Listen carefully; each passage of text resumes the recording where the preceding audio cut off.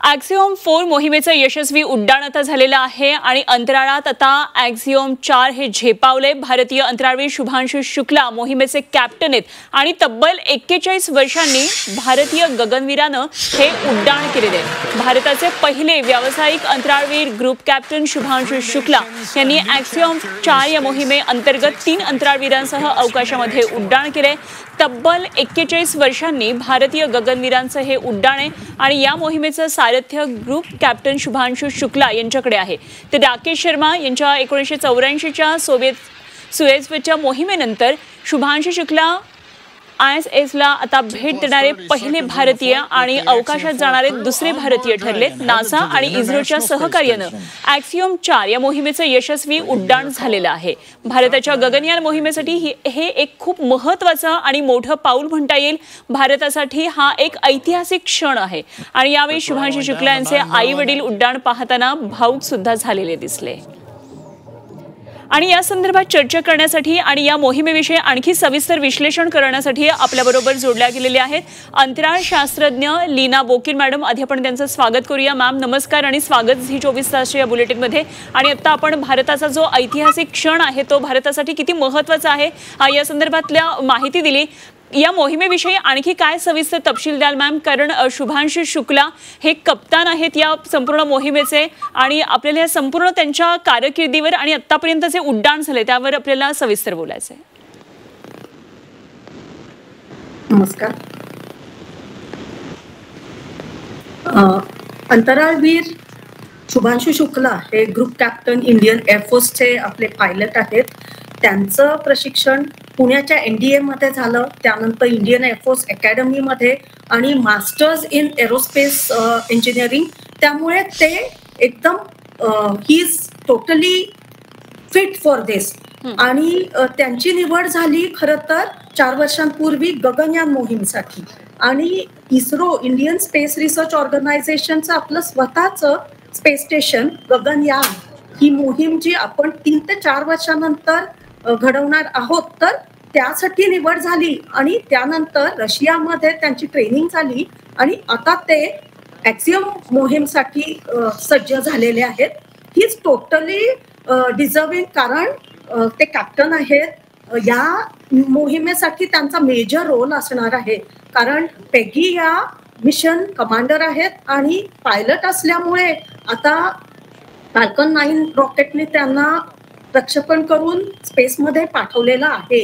आणि त्यानंतर स्पेसक्राफ्ट जे आहे ते स्पेसएक्सच ड्रॅगन आहे स्पेसक्राफ्ट. त्यामध्ये हे 4 अंतराळवीर बसलेले आहेत.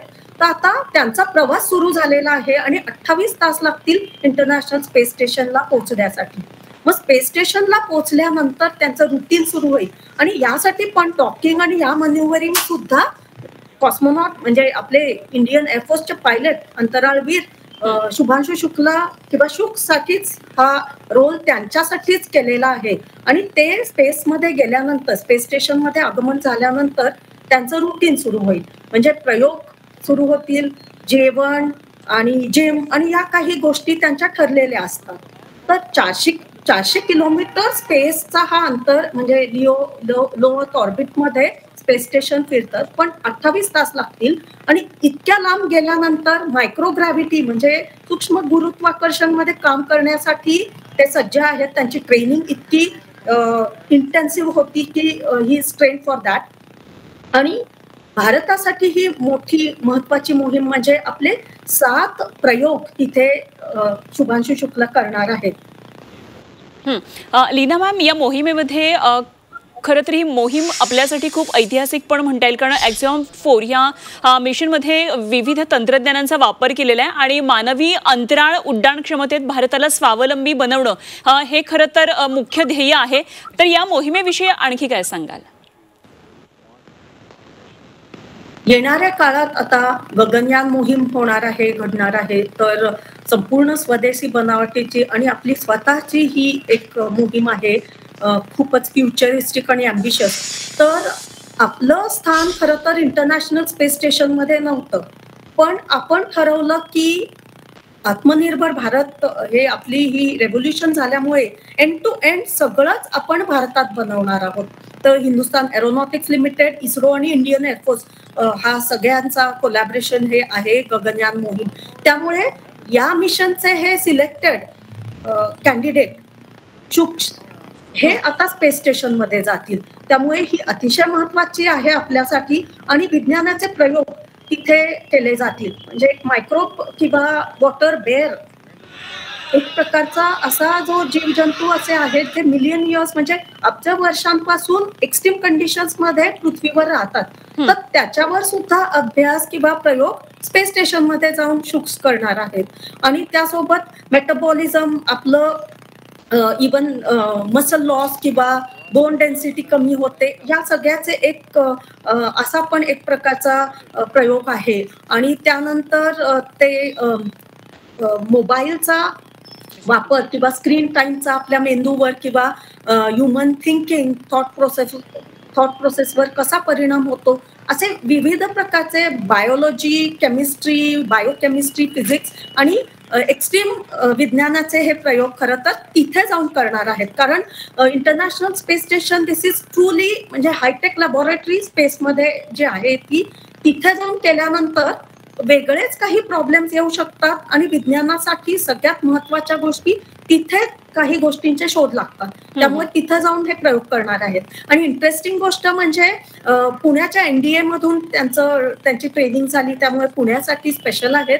आणि तिथे स्पेस स्टेशन मध्ये गेल्यानंतर for the first time ever हे भारतीय पहिले आंतरराष्ट्रीय स्पेस स्टेशनला जाणार आहेत. So the food he is carrying म्हणजे आमरस आणि गाजराचा हलवा ते नेतात त्यांच्या बरोबर. आणि महत्वाची गोष्ट म्हणजे थोडा जरा मीडियम स्पायसी फूड सुद्धा आता अलाउड आहे त्यांच्यासाठी.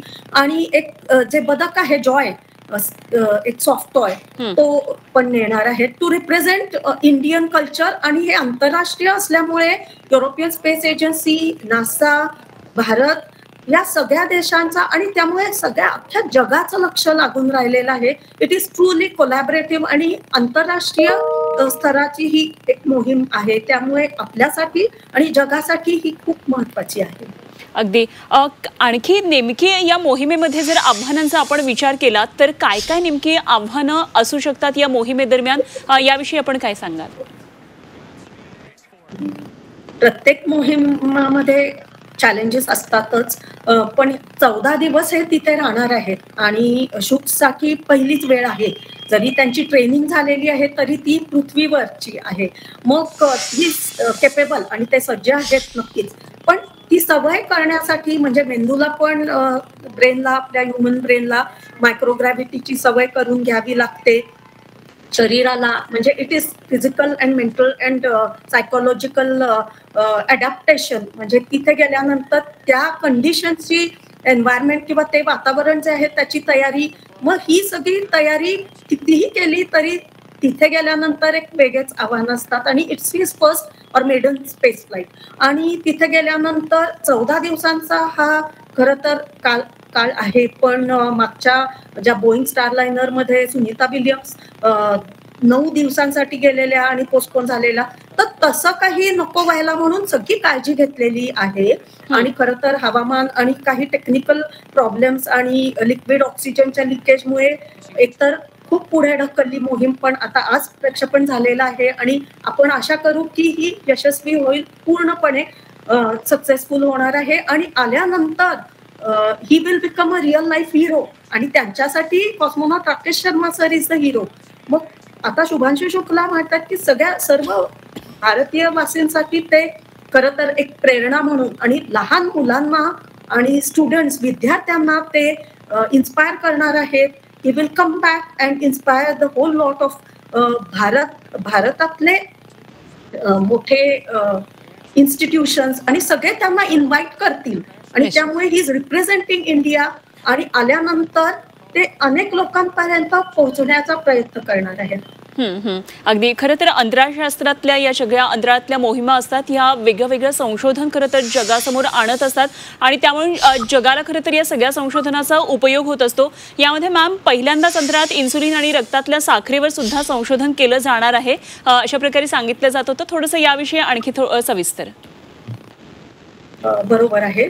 एक तर स्पेसमध्ये जे प्रयोग केले जातात आणि स्पेस सेक्टरमध्ये या एंटायर फील्डमध्ये जे संशोधन सुरुवातीला होतात, रिसर्च अँड डेव्हलपमेंट, संशोधन आणि विकास, तर याचा नंतर येणाऱ्या काळात रिअल लाईफमध्ये आणि इतर इंडस्ट्रीज म्हणजे फार्मास्युटिकल, मेडिसिन, स्पेस फूड आणि इतर इंडस्ट्रीज सुद्धा म्हणजे AI, कम्प्युटर्स आणि मशीन लर्निंग आणि इतर मेनी ऑटोमोबाईल आणि सगळ्या इंडस्ट्रीला याचा नक्कीच फायदा होतो. आणि ज्या शुगरच्या गोष्टी म्हणजे ब्लड शुगर आणि इन्सुलिनच्या या प्रयोग आणि या रिझल्ट नंतर नक्कीच त्यांना जे रिझल्ट येतील, हाती लागतील, त्याचा आल्यानंतर स्पिन ऑफ म्हणजे ज्याला आपण म्हणतो ही टेक्नॉलॉजी किंवा औषधांमध्ये, फार्मास्युटिकल इंडस्ट्रीमध्ये आणि इतर स्पेस मेडिसिन आणि मेडिकल फील्डमध्ये पण त्याचा नक्कीच फायदा होणार आहे.